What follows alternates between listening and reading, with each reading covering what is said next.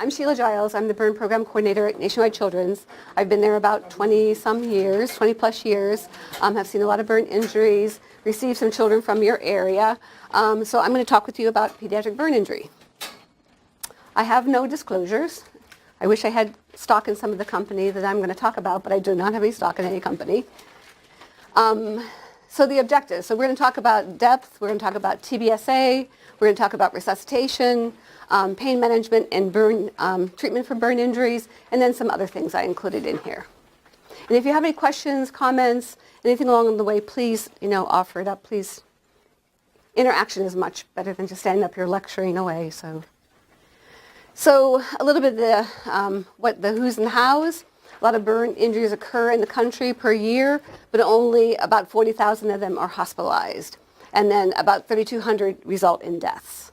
And those are usually inhalation injuries. They're cutaneous injuries strictly. Kids are surviving. People are surviving. You can have a 90% burn now and survive. But if you throw inhalation in on top of that, then that's when your mortality and your morbidity increases. So how do they get burned, and who gets burned at what age, and what do they do? So the children under the age of 4 most frequently are from hot liquids because they're curious what's in the cup, what's in the pot, what's on the stove, what's going on. And then as kids get older, they're more interested in flames. What can happen when I throw this accelerant on the bonfire? What happens when I spray the accelerant and light it? So a lot of silly behaviors. And then about 20% of them account for non-accidental trauma. That's a classic picture. A kid wants to see what's in the frying pan, what's in the pot, what's grandma cooking, what's mama cooking. This is some data from our institution from last year. So you can see here, I don't know how you do this thing here. You see here, a lot of our kids are under the age of 4. And they sustain hot liquids and hot objects. The hot object can be anything from like an iron to an oven door to a fireplace, a glass fireplace door. Like kids get, stuck on those fireplace doors. And then as you see, as they get older, that's when the fire and smoke is introduced. So this just sort of re-articulates what I had just said in the previous slide. Kids under the age of 4 are just more commonly burned by hot liquids. So this is a nice little thing to sort of carry through the whole lecture, actually, is how fast injuries occur. So you have an infant, and it only takes 1 second at 140 degrees to get a burn injury. And if you've got that grandma cooking that pot of spaghetti on the stove, what is the temperature of that water? 212, exactly, yes, 212. So it would take less than an instant for that, if that was spilled onto that child, to get an injury. And then, of course, as the children get older and we get older, then it takes a little bit longer for us to get burn injuries. And hot water heaters are often set to 140 degrees.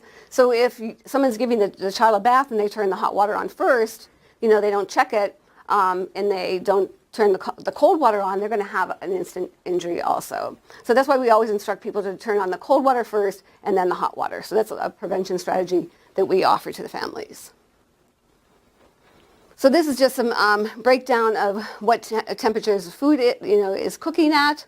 And you said the hot water is 212. You can see cooking oil is even hotter, so that's even more of an injury. One time we had a child that was running around in the backyard. They had a turkey fryer thing going on, and she actually spilled that onto herself. So she sustained a very significant injury because of that cooking oil and grease in temperature.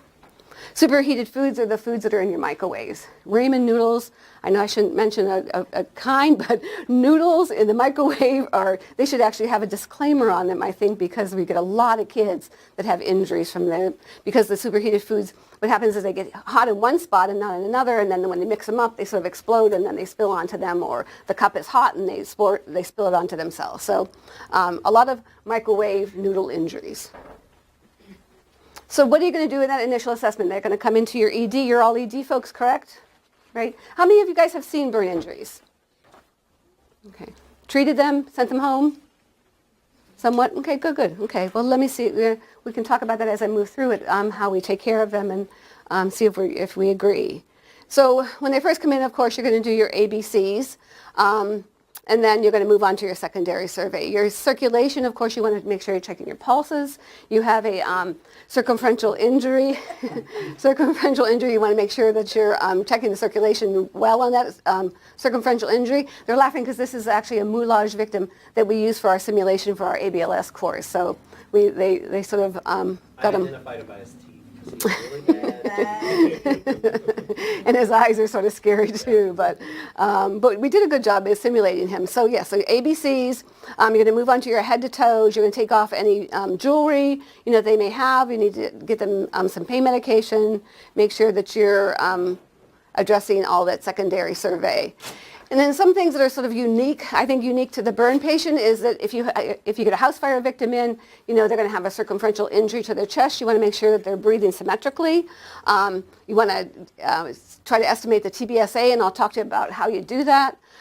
What is the depth of the burn? That's not always as important, but it's going to be important for that third degree burn and that, unyielding tissue. Is there an inhalation injury? Is there a circumferential injury? Did the story match the injury? That's always an important thing to take into consideration. And then amplet, and who knows amplet? I gotta walk over here and get my water away. Does anybody know amplet, what amplet stands for? Want to guess? No guesses? So, goodness, I forgot the A. What is the A? It's medication. Allergies, thank you. See, look, this is what happens when you get a little older. Allergies. No, amplet is from the ABLS course. So this is what, so amplet. I just don't want sample. All right. Okay, well, this is what the ABLS course teaches. So yes, allergies, medications, past medical history, last meal, situations occurring before the injury, events, thank you. And then T is for not time. That would be a good one though, but not in this situation. T is for, what are you going to ask the family if the child's are up to date? Yes, tetanus, yes. So yeah, immunizations or tetanus, yep. And of course weight, and weight's really important when you do your resuscitation, that you're going to need to know the weight, okay? So allergies, medications, past medical history, last meal, because if you got to sedate the child, you want to know that they haven't just eaten, and then events, and then your tetanus. So when you're gathering the history, you want to know, of course, the mechanism, right? Was it, grease? Was it oil? Was it water? Was it, outside? Was it inside? Was it a flame? Did he catch his clothes on fire? What time it occurred is really important because you gauge your resuscitation from the time of injury. So that's a really important piece of information to have. How long did they stay in contact with the burning object? That sounds sort of silly, doesn't it? Like, who's going to stay in contact with the burning object? But young children don't have that cognitive ability to move away from away from, something that's injuring them. So they'll freeze. And so they'll freeze on that oven door, or they'll freeze on those fireplace doors. So it really is good to know, was mom in another room? Was she in the same room? Those kind of activities, because that will help predict the outcome of this child, or else give us an idea of what the outcome is going to be. And then what did they do to stop the burning process? Have you ever Googled what to do for a burn? It's rather impressive what comes up. There's egg whites, and there's, all kinds of stuff that you can put on them. But, what do we want them to do? What do we tell people to do? It's a scary thing, I know. What do you tell a person to do when they have a burn? Right, cool water. Cool water for about 20 minutes is what you want. You want to just cool that burn immediately. You don't want to do an extensive cooling. You want to do a brief cooling. So that's why we say 20 minutes for cooling, okay? But if they didn't do that, they put butter on it or they put toothpaste on it, something of that nature, it's going to make a much deeper injury because it's going to hold that heat in that injury. Did they do something? Did they not do anything? That's another predictor of outcomes too for me. And then location, was it inside or was it outside? Oh, fancy this there. So once you gather all that information, you can sort of think about, okay, does this child, can he stay here or does he need to be sent off to a center? And this is the American Burn Association criteria for transfer to a burn center. And it pretty is straightforward. A lot of our kids fall into that second bullet because they're small packages, right? So they're going to have a major joint involved because they're smaller packages. And we're talking a substantial injury over a major joint. We're not talking a minor injury over a major joint. We're talking a substantial injury, a circumferential burn, and all the way down their arm, across their anacube. And then you can see the other indications here. Third-degree burns of any nature, because they're going to need to have operative procedures. Chemical burns, just because their outcome tends to be worse than what you think it's going to be. Electrical burns, inhalation burns, anyone with pre-existing medical conditions. Of course, if they have some trauma.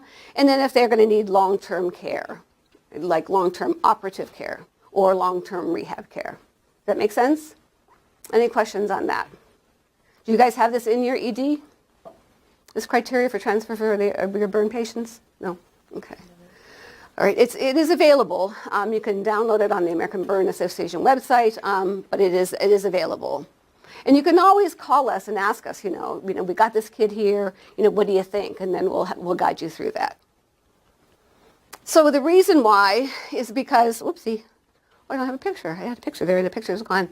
Is that the reason they want you to transfer to a burn center is because it takes a huge army to take care of these kids. Even small burns. We have OT and PT and social work and psychology and nutrition, and they're all involved with these kids, even if it's the minor of burn. Because as I go through my lecture, we talk about nutrition. Nutrition is really important in healing these children. So all of those people are involved in the care of the burn patient. So moving on to the severity. So how can you tell what's a bad burn, right? You have to have some guidance. So we use the TBSA, we use the depth, and we use age of patients. So are you all familiar with the rule of nines? Yeah. And that's a pretty good, straightforward thing for the adults. But in the pediatric world, it doesn't really work so well, because you have little packages with big heads, and then as they get older, their heads get a little bit smaller and their arms get a little bit longer, and then as they get older even more, then their heads sort of, become stabilized and their arms and legs become neutralized too. So it doesn't really take into account from that toddler into that adolescent. So that's what the London Browder does for us, and that's what's in your packet. And this sort of guides us with, the head is very big, as you see here. That little person here, his head is 17% of his body, which is a pretty substantial amount of TBSA for a little person. So if they had a pot of hot water spilled on them, and you can only appreciate that their face is burned, but their scalp might be burned, you can take that into account. So that's a 17% burn. That's a pretty substantial burn injury. And then as they get older, their heads, their heads get smaller, and then their arms and legs get longer. That's okay. In your package, you guys. Yes, that's what I told him. Yeah. Okay, any questions on Lund Browder? So this is what I call the down and dirty way to do TBSA. And it's really a good way if you have a patient that actually comes into you and they spilled some water on their arm or their leg and their belly. So you look at their hand, and that's 1%. So you look at their arm, and it's two hands there, 3 hands on their leg, and 2 on their belly. That's a 7% burn. So it's really a nice way to sort of do those splattery kind of burns. Have you guys ever heard of this before? Okay. Did you use it in your ED? Yeah, you can. I mean, it's valid. It's very valid. You just have to remember it's the patient's hand. Okay, it's not your hand. Sometimes we'll see the residents go, well, that's about 1, 2. I'm like, no. It's the patient's hand. So just remember, it's the patient's hand. So burn types. What types of burns do we see out there? These are the burns I'll be talking about. There's also radiation burns. We don't see a lot at Children's in my department with radiation, so I don't really address them. These are the things that we see most frequently. So your thermal burn, basically it's just a contact with a heat source that causes cell damage. And the thermal burn is broken down into the scald burn, which is this picture right here. Classic scald burn, right? Looking up, pours it down onto him, pours it down his chest and down his arm. Very, very, very, very classic. Wouldn't look at NAT at all for this. Would not even, you might want to look at neglect, right? Because these kids should be supervised and these things shouldn't be happening to them. But to be a blatant abuse, I wouldn't really think that this would be. However, the CAT team would see them. They would read the note and they would move on. And I'd like to comment on sort of add to Larissa's comment about the NAT. It's really nice because it actually allows a practitioner to just say, this is our policy, instead of saying, oh, we think you did something bad, It's like our policy. So it really has helped the practitioners, take care of the patients in a very unbiased way. So, I mean, it has really done a good job for us. So the contact burn, that's a hand burn that has been in contact with a burning object. You can see it's very deep. It doesn't look really great.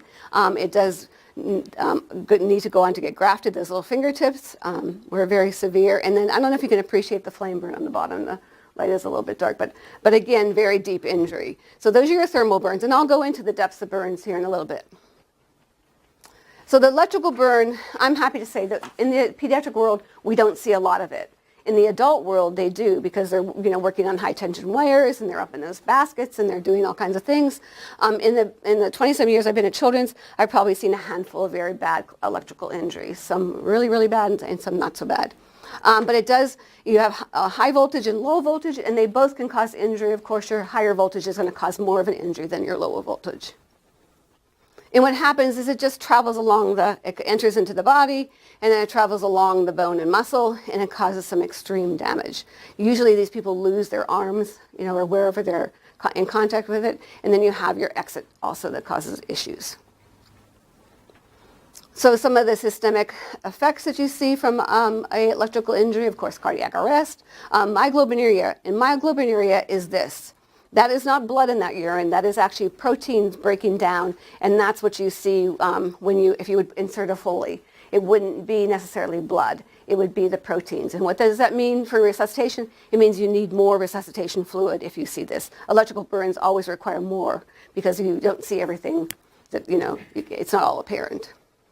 You have your renal injury, neurological, you can see the rest of it. And the tympanic membrane is sort of something I asked our EMS providers to sort of tuck away in their head, because sometimes you'll be talking to the people and they might not hear you, right? It might be because their tympanic membranes actually have ruptured. So that's a little thing to sort of tuck away. And then your hypokalemia.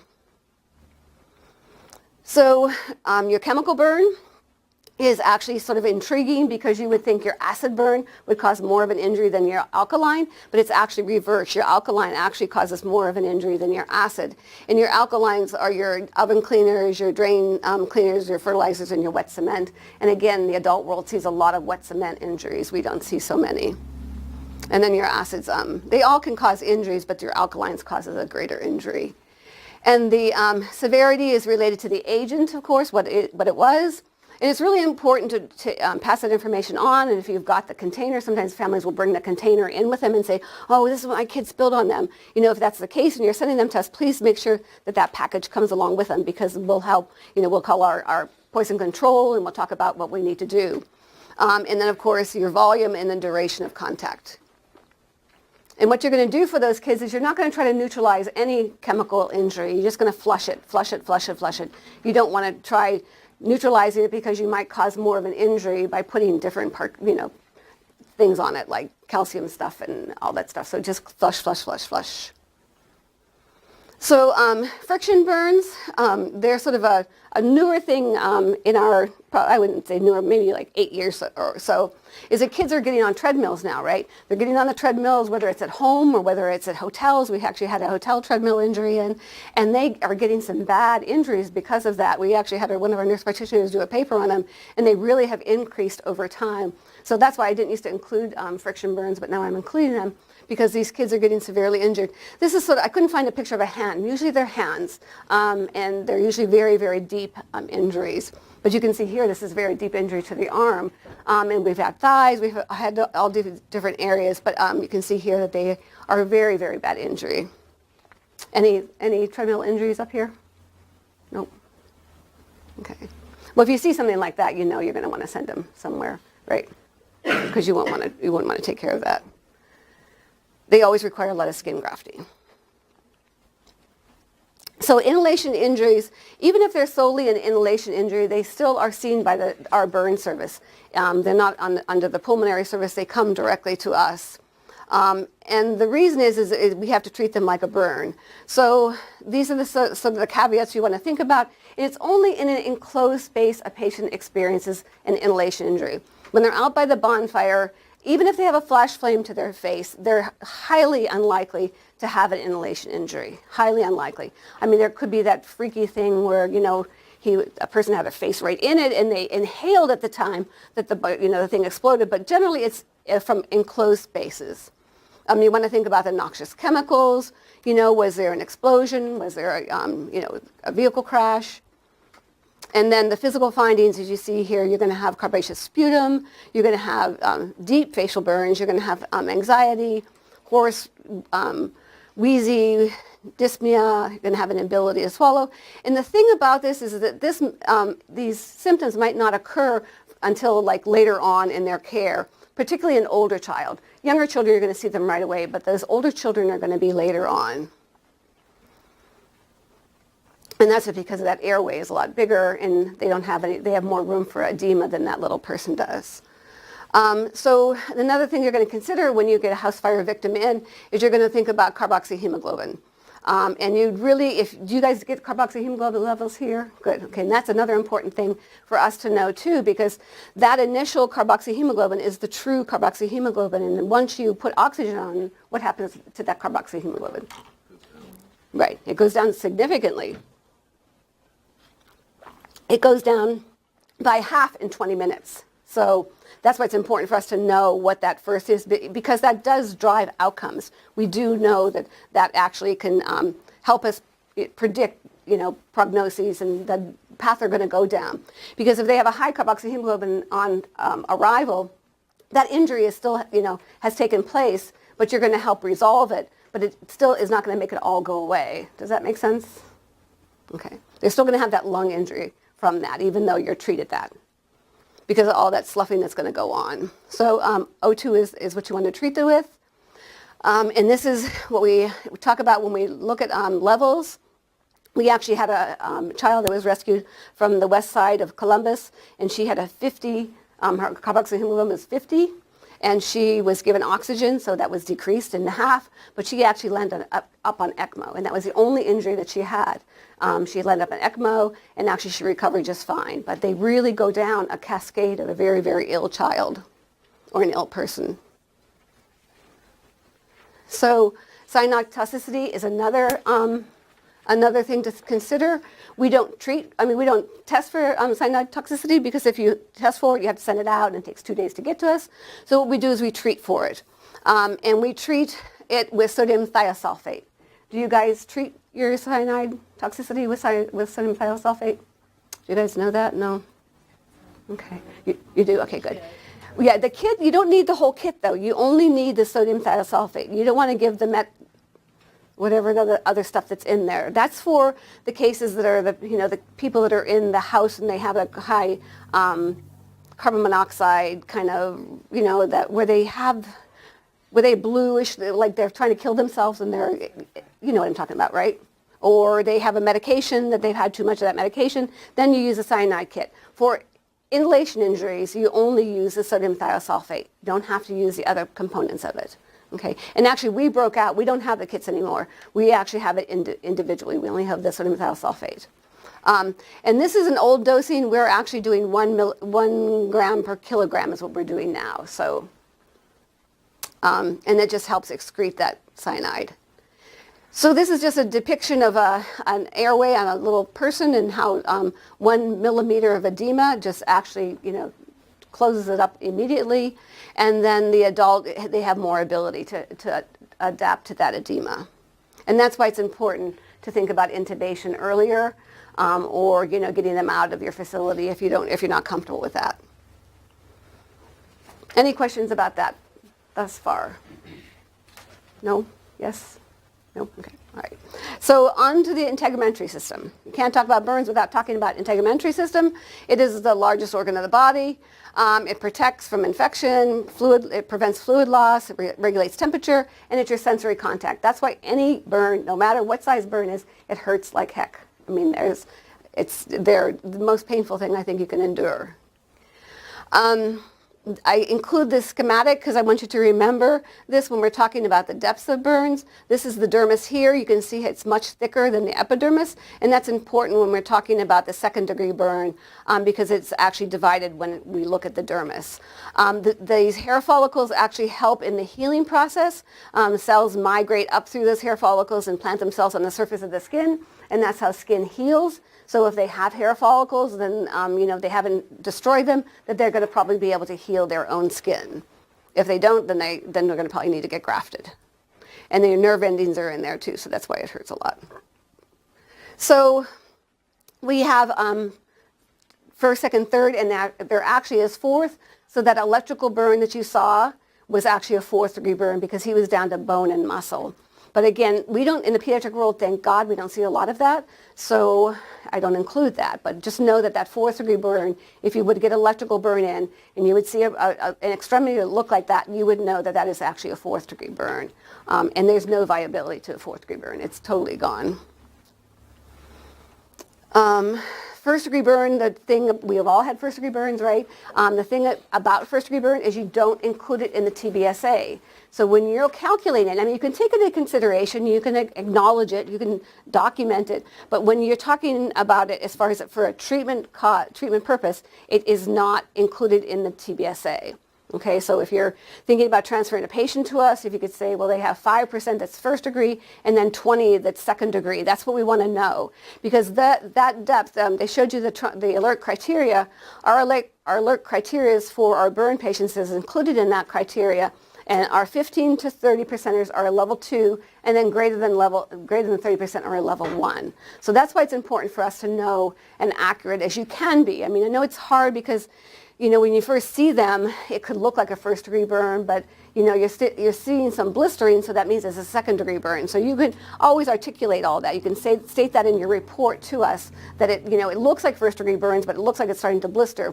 Then we'll be able to figure it out and shake it out. Does that make sense? Okay. Any questions about that? No. Okay. So just know that it doesn't, first degree not included.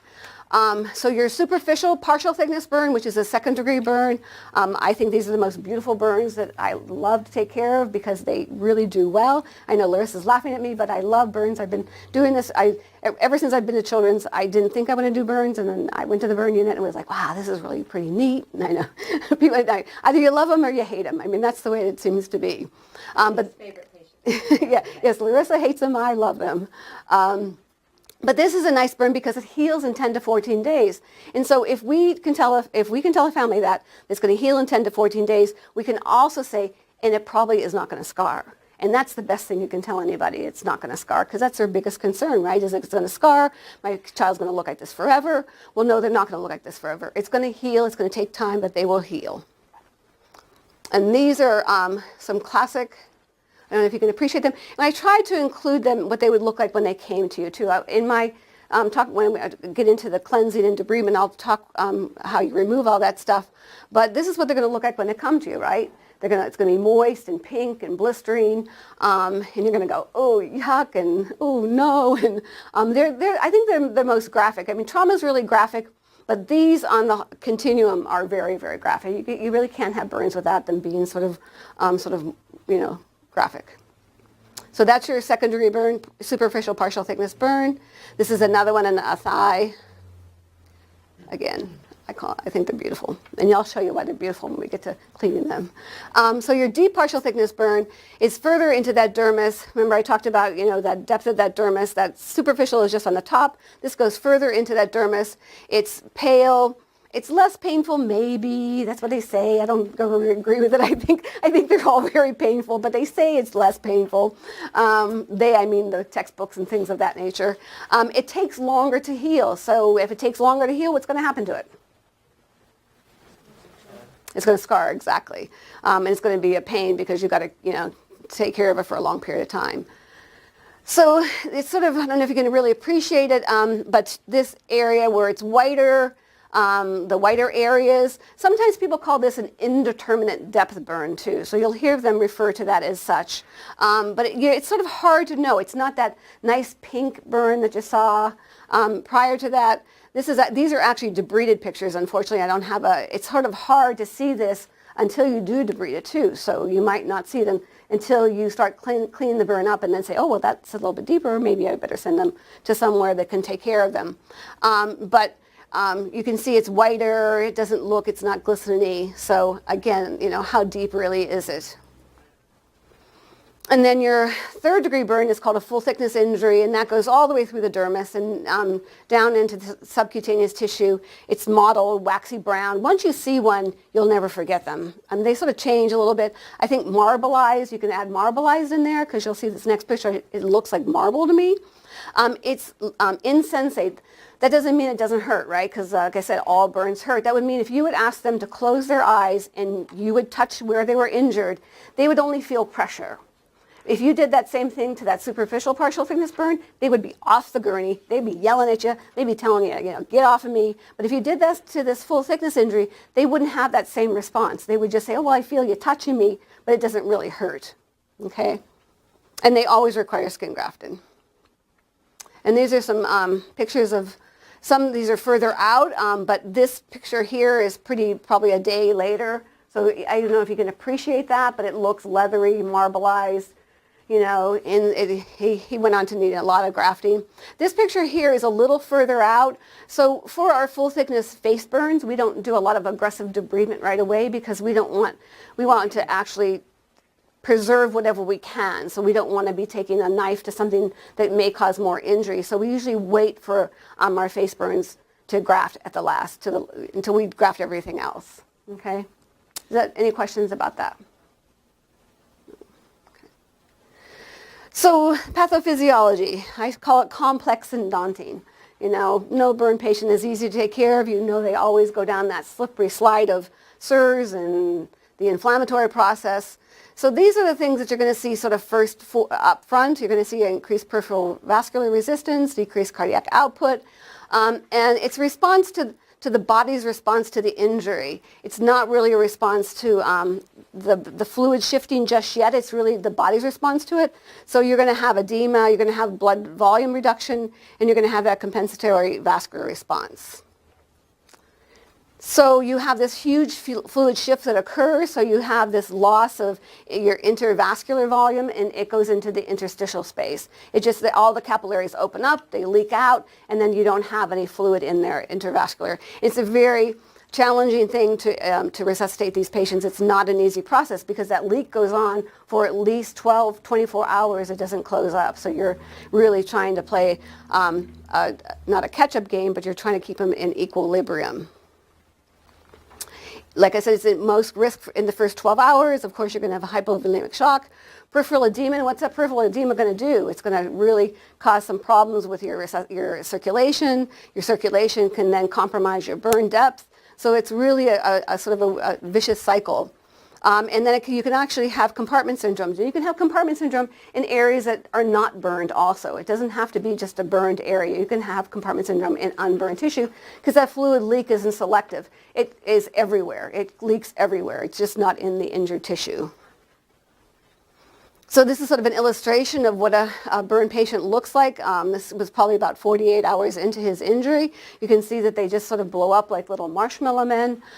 He did suffer from some abdominal compartment syndrome, and we actually put pigtails in. We'll get an ultrasound, and then they'll identify the area that has the fluid, and then we'll put a little drain in them, and then we'll drain their bellies. In the adult world, they open bellies.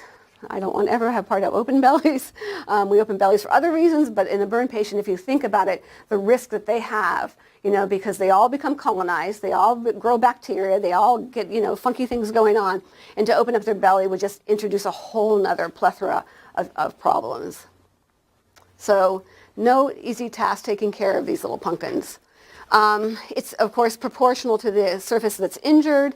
It's slow and progressive, and that's why we want to resuscitate in a very sustained and not bolusing these patients. I don't know if you've read any literature on bolusing burn patients.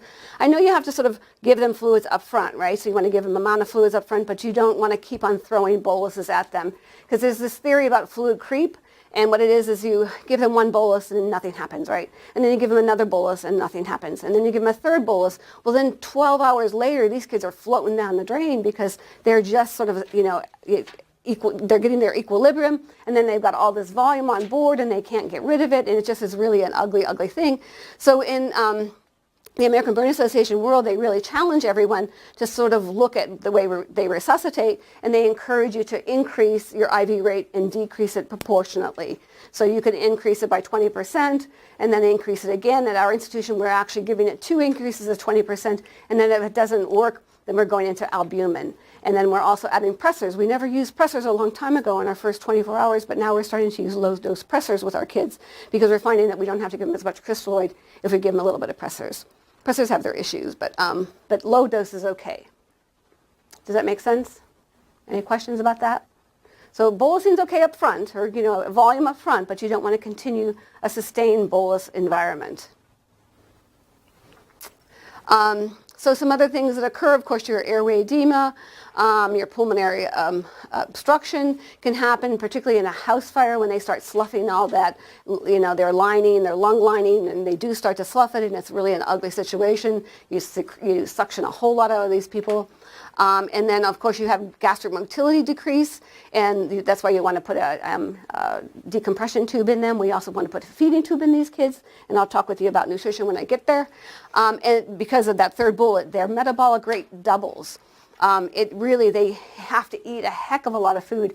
We get a lot of families in that, say, oh, well, he'll eat. I know he'll eat. And they're like, what sick kid wants to eat? No sick kid wants to eat, right? So we always end up putting feeding tubes in these kids, even small burns. Even we had a kid that was a bilateral hand burn that was very, very deep, and he just wasn't eating, and we were just watching that burn do nothing, so we put a feeding tube in him. And we're talking just a feeding tube, NJ or NG, and we give them feeds, and they heal much, much quicker. So nutrition, hallmark in burn care. So further into the resuscitation. So this is sort of a neat little thing. I don't know if it's going to go away, but this is a part of the American Burn Association ABLS course. And it is a recommendation for starting fluids. And I think it gives you a nice guideline. I was talking to an adult surgeon, and he was a little concerned because he feels that this 500 mLs gets a little exhaustive, if they're going to be somewhere for a long period of time. So that's too much fluid. They were going into cardiac problems.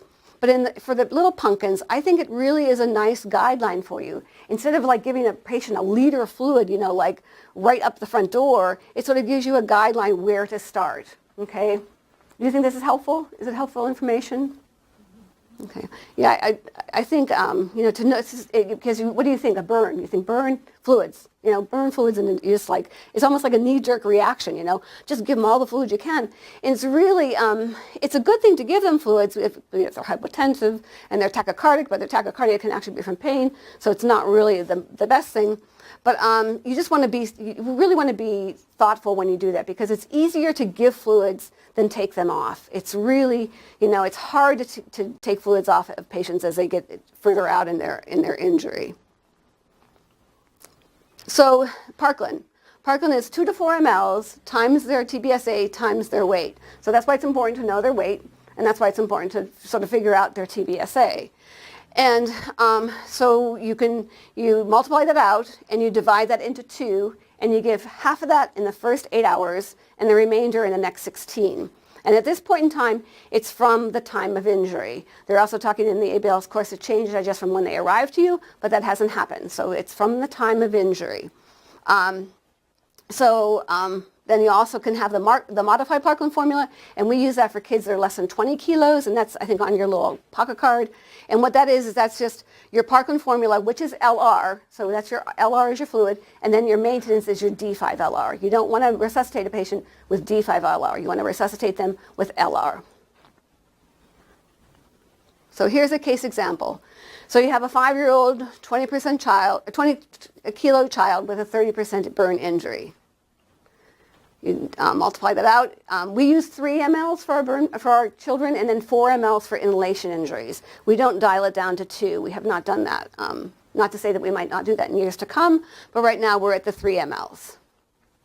So that gives you 1,800. You divide that into 2, and you give that, is that right? Oh yeah. Is that right? That's not right, is it?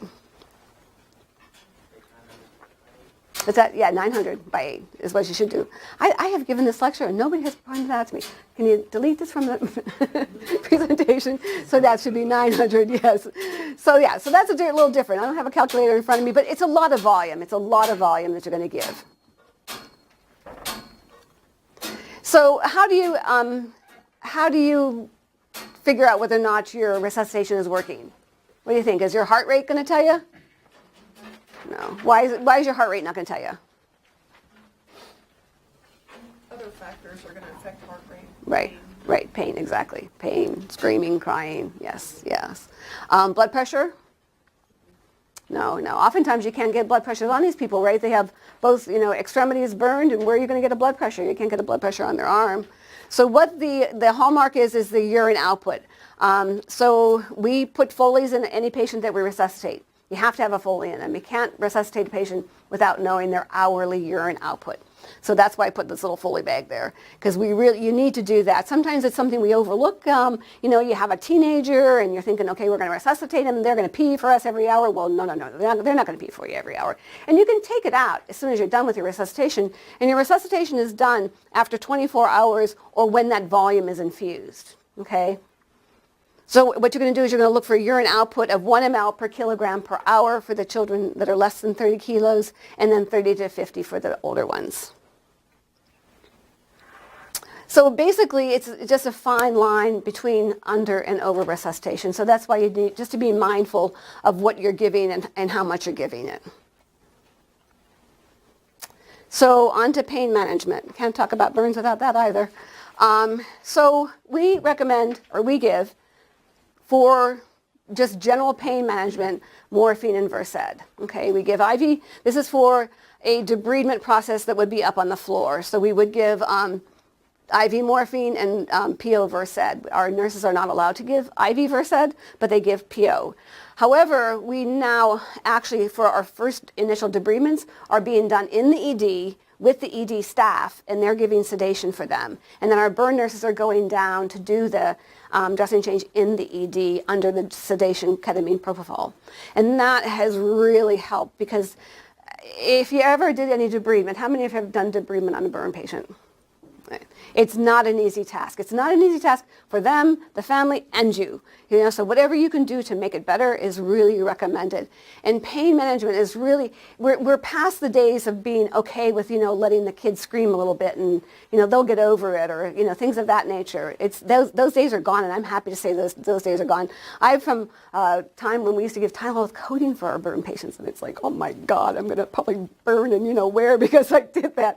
But it's really, we've made advances in our pain management, which is a good thing, because these kids also suffer from PTSD later on because of the pain that they've gone through. So it's a judicious thing to do, is to accurately or adequately pain management process. Do you guys have sedation in your ED? Can you give ketamine and propofol? Yeah, okay. Right, I encourage you to use that if you're going to be doing any kind of debridement. And it just takes some time, right? You just have to set things up, and it's not, burn care is not like you have to get to it right now. You can sort of figure out what you need to do and, get it done. It's not, I think we all react sort of to burns as a sort of an urgent kind of thing, but they can sort of, wait until you figure things out and get things together, get your pain management, together, get your ketamine, get your propofol, get your physicians, and approach it that way. Even small burns, even under the 5%, sometimes we will use sedation for them, just because the debridement process is so hard. So the other things that we use at Children's is child life. Has anybody had an encounter with child life? I say when I grow up, I'm going to be a child life specialist. They have the most fun. All they do is they distract, they play, they use all these different tools. They have this little bag. They're like Mary Poppins, right? Yes, they're just great, and they're really they're essential when it comes to a dressing change too, particularly for a child. I think there should be adult life specialists. I think that we all need some encouragement like that when we're going through tough times. And what they use is they sort of use. I think it should be a card, and you pick which one you want. The better looking, the better, right? Like you get to pick, girls can pick boys can pick girls. That's my vision. Well, in the kids' world, they will take either. They don't care. They'll care. They just give them. The toys. Yeah, exactly. Give them the iPad. We used to use virtual reality years ago, And I thought virtual reality was the end-all be-all. It was this big helmet that you had to put on them, and they went into this virtual snow world, and they threw snowballs at things. It was really a lot of interaction. But I tell you, the iPad has just superseded it. The iPad, you guys use iPads in ED? You got to use iPads in ED. Oh my gosh, they are incredible. If you can get them in your ED, I would highly recommend it. What they do is the child life specialists can load all kinds of stuff onto them, right? So they can load age-appropriate stuff, games, whatever, music, and then they just select from that selection, and then they play whatever they want to play. And if they're not, like in that game, they'll move on to another game. I mean, they're all, legitimate games. They're not like crazy games. I'm not a gamer, so I don't know about that stuff, but I just heard there's crazy stuff out there, right? But it's very, very, very, very therapeutic and very helpful when you're doing these kind of things. You can use movies, but movies don't do it. They don't do it half as much as the games that are on that iPad. And of course, you can do counting and deep breathing. So this is sort of a picture of a dressing change being done. And again, no matter how small the injury, child life is there. They're in the ED too, so we have them throughout the whole hospital. And we can actually teach the family members to sort of take over that role if they're not around too. So we have actually an iPad on the floor. We actually have an iPad in clinic now. So it's really a great distraction tool. So moving on to wound care. How am I on time? I think I'm okay. So what you guys want to do when they come rolling in the door, you want to make sure they're in clean, dry sheets. Doesn't have to be sterile. Doesn't have to be any, fancy gauze. All it has to be is a clean, dry sheet. And I encourage them not to use those paper sheets. I don't know if you guys have those paper sheets. They stick exactly. And I'll never forget, we had one mother just was so irate with the EMS that brought him in. They wrapped him in this blue sheet, and the blue sheet stuck. And we couldn't get it, it took more washing to get it unstuck. So she wasn't very pleased with that. So yeah, just clean, dry sheets. It doesn't have to be sterile, clean, dry sheets. Okay, warm room, really, really warm room. If you're comfortable, the patient's not comfortable, okay? So if you can crank up the temperature in your rooms, crank up the temperature in your room. So after we crank up the temperature, we go through these processes, and Larissa doesn't like any of these processes, so she'll probably look away, but they're all very essential, and they're very all important. So the cleansing that we do on the unit or in the ED is just soap and water. There's nothing more than that. And I encourage you, if you're going to be cleansing and you're going to be doing some debridement, is use water first. Don't introduce soap right away, because once you introduce that soap, that burns the patient. I don't want to say burns, but it's uncomfortable for the patient. It has that burning sensation. So if you can do your debridement with just saline first and then introduce the soap, because if you think about it, if you're going to debride that, you want to, the cleansing area is this part over here, right, is going to be on your right. You don't really need to introduce your soap there yet because you haven't de-roofed anything. So all the soap is just sort of, you're going to have to do soap again when you do this to it, right? Does that make sense? Okay, so just use your saline first. Warm saline is good, not too warm, just sort of a room temperature kind of saline. So that is a debridement. Again, you would want to use some ketamine propofol if you can, some adequate sedation on these patients. Years ago, we would do this on the floor in the tub room, Versed, morphine, maybe a long, long time ago, Tylenol. Those days, I'm happy to say, are gone. So, because if you see this is a pretty significant injury. That's no minor injury. If anybody did that to me, I'd sort of probably claw their eyes out. But you definitely want to get some sedation. So this is the picture I was telling you about in that superficial partial thickness burn, because these are all superficial partial thickness burns I'm going to show you here. So to debride or not to debride? Are you going to want to debride those? You have any rule of debridement of blisters? Usually 2 centimeters or over a major joint, okay? So these blisters are going to restrict that little boy or girl from moving their hand. And you always want to think function. You want to think function from the moment that they come in the door. So from that, yes, you're going to say, yes, we are going to debride that. So, and this is what it looks like after it's debrided. Nice and pink, it's moist, it's beautiful. It's going to be fine. We're going to put a long-acting product on it, and I talk about products in a little bit, and they'll be on their merry way, and it will heal just fine. How about this guy here? Surely they're going to need debridement, right? Surely they're going to need some major medication. This one, you might squeak through, with some morphine and Versed and be okay. This one, not so much. Because look what happens. I don't know if can you appreciate that? The whole arm debrided from the hand up to the elbow. So again, a very significant injury, a very, very painful injury. And you can do all your maneuvers that you have in your bag, and your child life specialist can pull out all the tricks and trades, but it still is really, you need to have adequate pain management. And then this little person here, it's pretty impressive what happens to that. That just all sloughed off. So again, the best thing you can do is encourage people that pigment is going to come back. It's the last to come back. It goes from mostly you can see here, it's a glistening pink. It will be a drier pink, and that will be a 10 days to 2 weeks out, okay? So that's our debridement. Exceptions to debridement. Frostbite. You don't debride frostbite, okay? You just sort of let it demarcate, you let it sort of see what happens to it, and then maybe later on, 2 weeks, 3 weeks down the road, if it needs some cleaning up, then we'll do some cleaning up. But that is the exception to debridement, okay? We also get pickups out. Sometimes kids tolerate pickups better than a cloth, or, we use fluff. We call it fluff. It's a 20 ply, but you probably would do a 4x4 or something like that, right? Yeah. So we actually get pickups. Sometimes kids tolerate pickups better because you're not, abrading it. So if you have some edges that you need to clean up, you'll see that we'll get out pickups. We don't use a tub anymore. We use a shower trolley. That sort of went passé. We don't, it's not really recommended in the burn world to sort of submerge burn patients anymore. This is an older picture. So what kind of dressings out there? What do you guys do when burn comes in the ED? What do you put on them? What do you teach them? Depends on who the provider is. Okay. What are the choices are? Some say bacitracin, some say okay. Silvadene.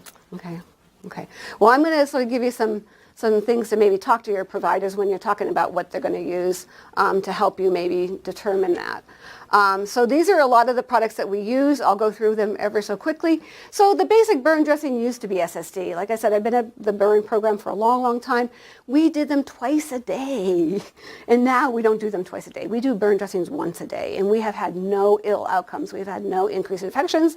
We've had no, return to patients. We've had no ill outcomes. So we really encourage once a day dressing changes. SSD was the go-to, or silvasulfadiazine was the go-to dressing change. And I used to love it. I thought it was the end-all be-all, right? But then we started stepping back and looking at our care. And the reason that we did that is because this is what SSD cream does. I don't know if you can appreciate that. You can see how slimy it looks and gooey. And so what it does is it actually forms with the exudate, and it leaves like a film on the surface of the skin. And then you have to remove that film for that wound to be clean. So you don't want to just keep on layering SSD over that. So every day we would have to wash this wound and take off all that debris. And really it was unnecessary. SSD cream protects from infection. It doesn't aid in the healing properties. It just protects from infection. But there's other things out there like your bacitracin, like your neosporins. So we have gone to that more often for our superficial partial thickness burns. And if you do use SSD cream, do you put it on a 4x4 and then put it on them, or do you slather it on them? My old place, we used to take a sterile template and lay it on them? and lay it on. Yeah. If you put it on the gauze, it's much gentler, because then you don't have to rub anything over that burn. So if you're going to do SSD cream, I encourage you to put it on the gauze and then put it onto the patient. So,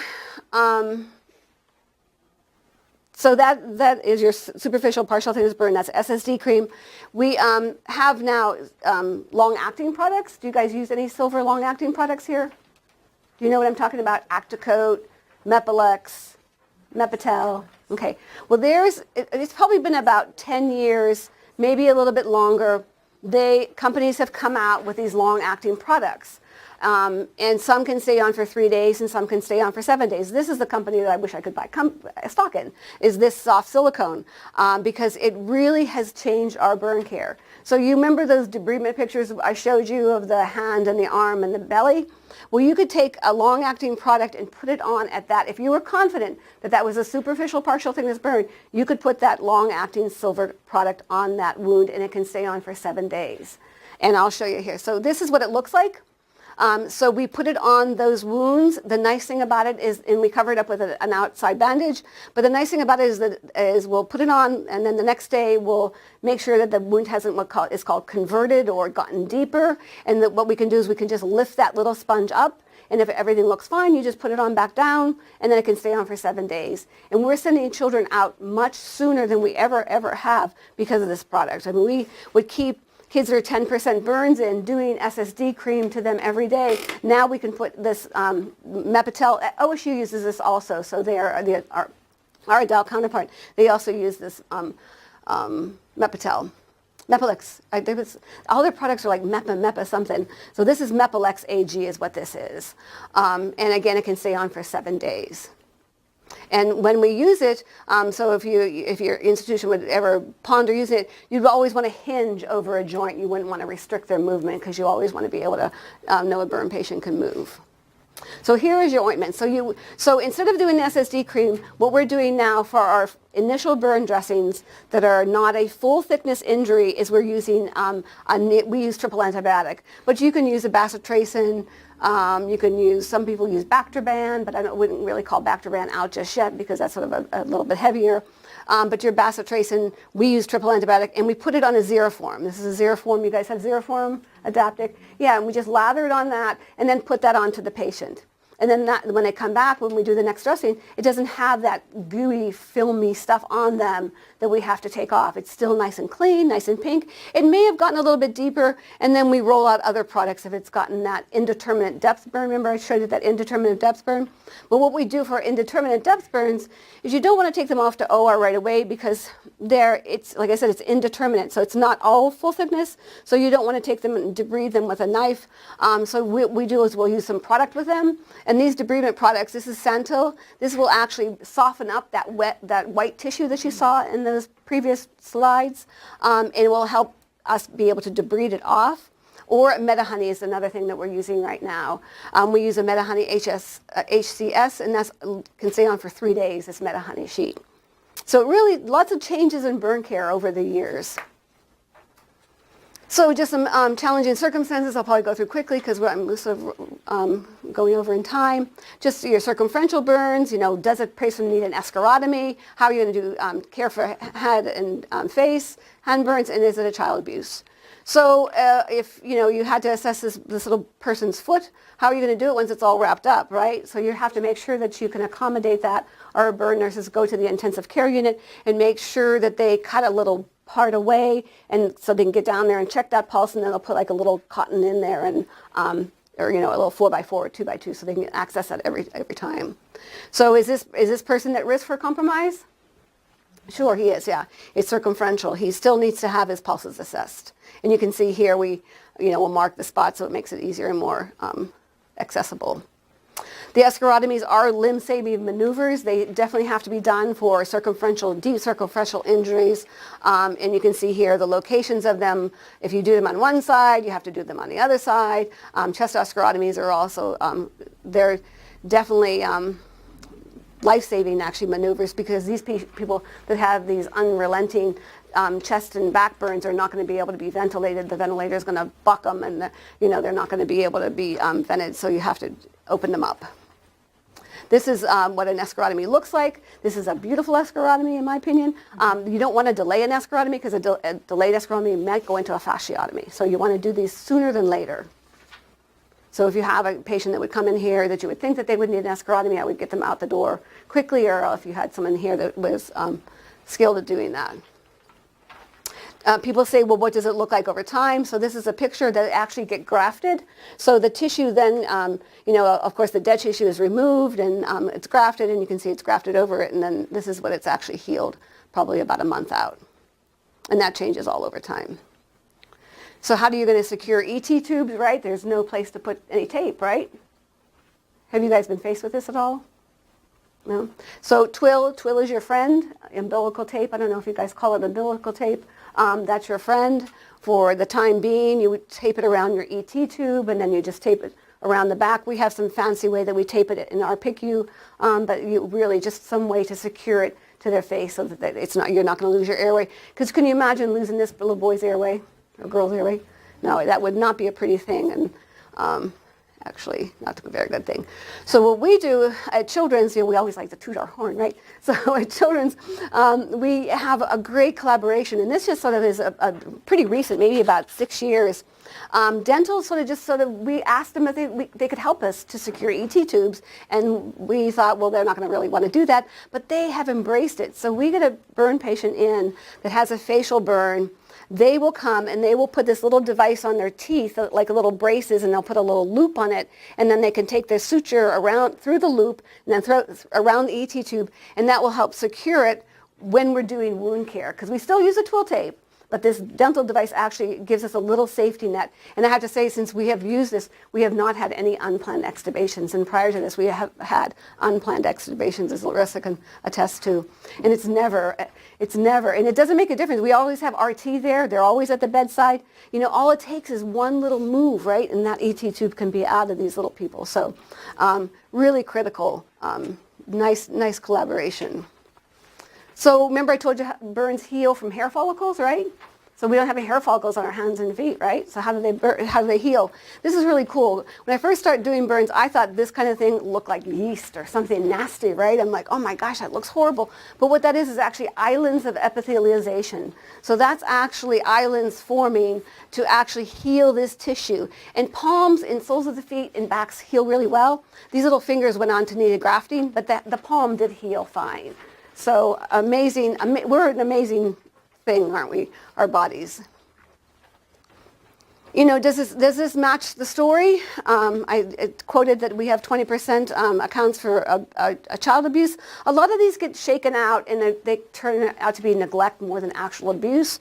If you can't replicate how the injury happened, it sort of lands up in the neglect pile unless you have someone saying, have you guys seen stocking burns? Where the person's feet are actually immersed into the water and there's a clear demarcation. I'm happy to say in the years I've been there, we have had less and less and less and less. We still have, as the trauma world pointed out, is they still have a lot of trauma abuse, but in burn abuse, it's actually decreasing. Some, cigarette lighters and things of that nature, we don't see those anymore. So they're shaking them and beating them, but they're not burning them anymore. So I'll just go on quickly to grafting. So I talked about grafting for that full thickness injury. This is just sort of for your information, or your interest. So what you have to do is you have to have a piece of skin from one area of the body and you move it to the other area. And this is how they do it. They use a dermatome, and this is a power tool in the OR. And it's a really cool thing, and it is a very heavy thing. So if you think about using it on a little body, it really takes some skill, and I really admire these people for A, wanting to do it, and B, doing it. So they actually run this over the skin, and it's like a little cheese slicer, and it takes a little piece of skin. I know it's really remote, but it's the only way that you can heal full thickness injuries. So it's really essential. So that's the donor site. This is what it looks like. Hardest thing is we have to tell a patient that we're making another boo-boo to fix a boo-boo, so that's never a good thing, but it's the only way you can do it. This is what the graft then looks like. So they take the skin and they can either put it through a mesher, which it makes this kind of appearance, or they can just move it from one part of the body to the other part of the body, and this is a sheet graft. The thing is this mesh pattern will stay with the patient their whole life. So we're doing more sheet grafts now. People say, well, what are the donor sites going to look like, later on? This is a healed donor site. You can see the pigment has not yet come back, but her pigment has not come back into her skin yet. So that will come in over time. Sometimes these do scar also. It's really dependent on the patient. It's dependent on how thick that skin was that they took. They may need to do multiple harvestings, what we call harvestings of that tissue. So that will actually add for increased scarring. Nutrition, talk about that ever so quickly.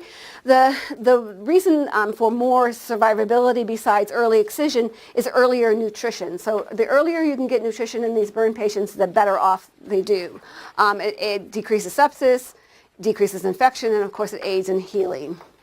I don't know, this is a good point to teach your families when you're discharging them from the ED. If you're discharging a burn patient, no matter how small, remember, is that they need to eat. They don't need to eat junk. They don't need to eat potato chips and pop and pretzels and stuff like that. And sometimes that's, you think it's not really an important part, but it really is an important part because sometimes we don't understand how people are eating at home. And if they can just drink whole milk instead of 2% milk, that's another little tip you can tell them. Particularly in that first 2 weeks while they're still healing because they need that nutrition. We put feeding tubes in our little people. They do really well. It's usually the family that doesn't like them more than the child, and really, really needed. Rehabilitation, our therapies are essential part of our burn team. They make splints. So if a patient has a burned hand, they need to have, range of motion. They need to be splinted so that tissue is healing and stretching as it heals. So they do that, and they have to get out of bed, and they have to get out of bed. So no matter what they are, they have to get out of bed and move. And that's not always an easy task either. So beyond our burn walls, we have to be a continuum of care, or else you can't be a verified burn center. And we are a verified burn center. We just went through our 5th verification, I'm happy to say. Woohoo! I hope yes. It's every 3 years we have to go through it. So the American Burn Association comes and makes sure that we have everything in place, and they look at our long-term things that we do for our patients. So do we offer them custom pressure garments? These actually aid in the healing of the tissue so it doesn't scar so much, and it just puts pressure on it so it actually doesn't puff up like a little loaf of bread. And then we also do school reentries, which I love to do. Kids that are injured, when they go back into the school, they're all very uncomfortable about things. So they often ask us to come out and talk to the students, gives the students an opportunity to ask questions. And I think I actually did one in Lima years ago. I was remembering that as I was driving in. And then we also have a burn camp that we send our families and children to. And then we also, it's not it's done deal. You get burned, you heal, or you get grafted, and you're never going to have anything done again. This is actually a scar band that's forming on this patient, and that will need to be released. And then this is actually a tissue expander so you see here, she has no hair on this side. So what they do is they put a little saline balloon in there, and then they inject saline over time. It blows up. Or not blows up, but it increases in size. And then this will be cut away, and then this will be pulled over. And so they'll have hair growth everywhere, which is pretty fascinating. That works for everybody. It may, or you want to go through that. So we have lots to look forward to for the future, is what I look at this slide showing. And, whoopsie, this way. Any questions? No questions? Oh, you're welcome. Well, good luck to you, in your burn care. Okay? Hopefully this will help. You're welcome.